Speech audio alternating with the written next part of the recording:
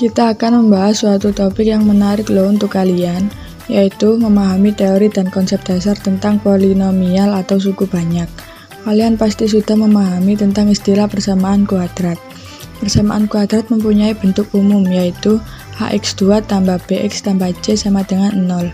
Kita tahu bahwa cara menentukan unsur-unsur dari persamaan kuadrat dapat dilakukan dengan cara pemfaktoran, kuadrat sempurna, dan lain-lain. Sehingga diperoleh unsur-unsurnya sebagai berikut: ax tambah b, cx tambah d sama dengan 0. Lalu pertanyaannya, bagaimana cara menentukan suku-suku persamaan yang pangkatnya lebih dari 2, yaitu ax3 tambah bx2 tambah cx tambah d sama dengan 0. Sistem persamaan yang pangkatnya lebih dari 2 disebut dengan polinomial atau suku banyak. Cara menentukan suku-suku dari persamaan polinomial dapat dilakukan dengan metode Horner, metode substitusi, dan lain-lain. Bagaimana? Penasaran untuk tahu lebih lanjut? Sudah mulai antusias? Lanjut saja, let's check this out. Pengertian suku banyak. Sistem persamaan polinomial suku banyak adalah sistem persamaan dengan pangkat tertingginya lebih dari 2 buka kurung lebih besar dari 2 tutup kurung. Bentuk umum dari polinomial adalah sebagai berikut, di mana derajat n adalah pangkat tertinggi dalam suatu suku banyak. Variabel atau x adalah bilangan yang dimisalkan dengan huruf, misalnya x. Koefisien atau a adalah bilangan yang mengikuti variabel. Contoh persamaan dari sistem polinomial adalah 2x3 tambah 5x2 tambah 6x sama dengan 8 sama dengan 0. Suatu persamaan polinomial memiliki operasi dasar yang sama dengan sistem persamaan kuadrat, yaitu operasi penjumlahan, pengurangan, dan perkalian suku banyak. Teoremanya adalah sebagai berikut. Jika fx dan gx berturut-turut adalah suku banyak berderajat m dan n, maka fx plus min gx adalah suku banyak berderajat maksimum m atau n. Fx kali gx adalah suku banyak berderajat atau m plus n. Contohnya sebagai berikut. Kesamaan suku banyak dapat dilihat sebagai gambar berikut ini. Kesamaan suku banyak, jika fx sama dengan gx, maka haruslah an sama dengan bn, an-1 sama dengan bn-1, dan seterusnya a1 sama dengan b1. Fx dan gx disebut sebagai kesamaan polinomial. Sebuah sistem persamaan polinomial dikatakan memiliki kesamaan jika keduanya memiliki derajat yang sama, memiliki variabel dan koefisien letak yang sama antara polinomial ruas kiri dengan kanan. Pada kesamaan polinomial tidak berlaku pindah ruas atau kali silang per seper, disebut sebagai 1/. Contoh soal kesamaan polinomial seperti gambar berikut ini. Jika alfa dan beta adalah akar-akar persamaan kuadrat ax pangkat 2 ditambah bx ditambah c sama dengan 0, tentukan nilai alfa plus beta dan hasil dari alfa dikali beta. Pembagian suku banyak. Suatu fungsi suku banyak dapat dilakukan operasi pembagian terhadap fungsi lainnya. Ada dua cara yang dapat dilakukan, yaitu pembagian suku banyak dengan cara bersusun atau dengan metode Horner atau disebut Bagan. Yang pertama, pembagian suku banyak dengan strategis pembagian bersusun.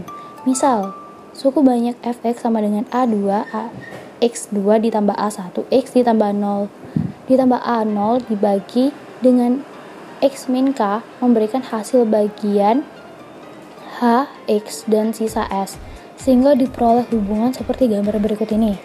Untuk menentukan hasil bagian hx dan sisa s digunakan sebagai suku banyak dengan cara pembagian bersusun seperti gambar berikut ini, yaitu jadi hasil bagian hx sama dengan a2x ditambah a2k ditambah a1 pada bagian atas dan sisa s pada bagian bawah, maka sama dengan a0 plus a1k plus a2k 2. Pembagian suku banyak menggunakan metode Horner. Aturan penggunaan metode Horner pada operasi pembagian adalah letakkan seluruh koefisien dari derajat tertinggi sampai 0. di bagian atas selalu dimulai dari pangkat tertinggi dan berurutan. Apabila terdapat suku banyak yang tidak ada, contohnya 2 kali 4 ditambah 3 kali 2 dikurangi 5x dikurangi 9 sama dengan 0, maka koefisien untuk pangkat x3 dapat ditulis 0. Letakkan faktor penggali di samping kiri. Baris bawah bagian kiri adalah hasil bagi, sedangkan bagian kanan adalah sisa atau dapat ditulis sebagai berikut. Hasil bagi sama dengan kolom bagian kiri dibagi koefisien derajat pembagi. Sisa sama dengan kolom bagian kanan.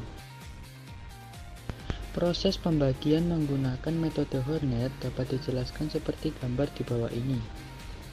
Jadi, hasil baginya adalah HX sama dengan A2X ditambah A2K ditambah A1, dan sisa S sama dengan A2K pangkat 2 ditambah A1K ditambah A0. Contoh soal pembagian suku banyak. 1. Tentukan hasil bagi 4 kali 5 ditambah 3 kali 3 dikurangi 6 kali 2 dikurangi 5x plus 1. Bila dibagi dengan 2x-1 menggunakan metode pembagian bersusun dan metode Horner, bisa dilihat di bawah ini. Gambar di bawah ini merupakan metode pembagian bersusun yang nantinya jadi hasil pembagiannya adalah 2x pangkat 4 ditambah x pangkat 3 ditambah 2x pangkat 2 dikurangi 2x min 7/2, dan sisanya adalah negatif 5/2. Dari persamaan di atas, hasil bagi dan sisa yang diperoleh adalah sama, yaitu 2x4 ditambah x3 ditambah 2x2 minus 2x minus 7/2, dan sisanya sama dengan min 5/2. Teorema sisa atau dalil sisa.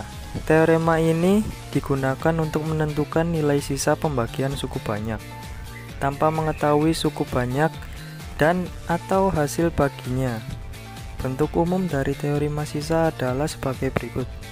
Misalkan suku banyak fx dibagi dengan bx memberikan hasil bagi hx dan sisa 5x, maka akan diperoleh hubungan seperti gambar berikut.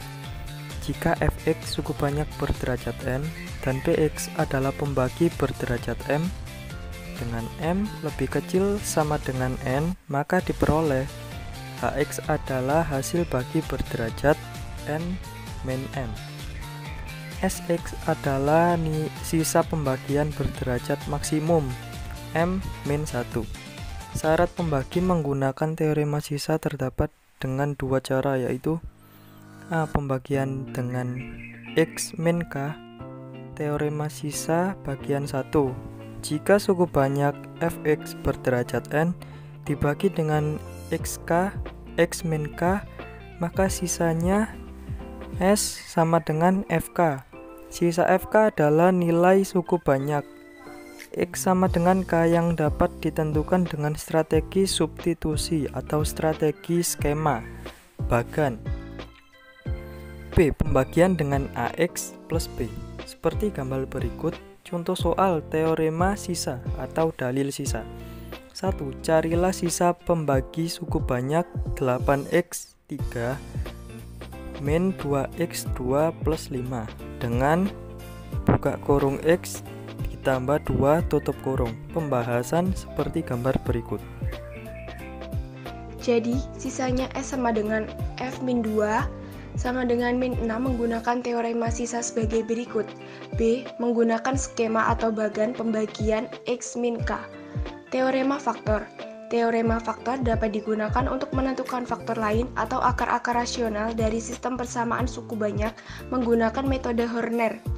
Pada teorema faktor, menjelaskan dua konsep, yaitu jika Px habis dibagi Hx atau mempunyai sisa 0, maka Hx adalah faktor dari Px.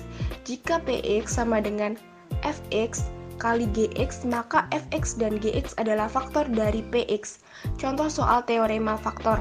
Nomor 1, jika salah satu akar dari Fx sama dengan x4 plus mx3 min 6x2 plus 7x min 6 adalah 2, tentukan akar linear lainnya.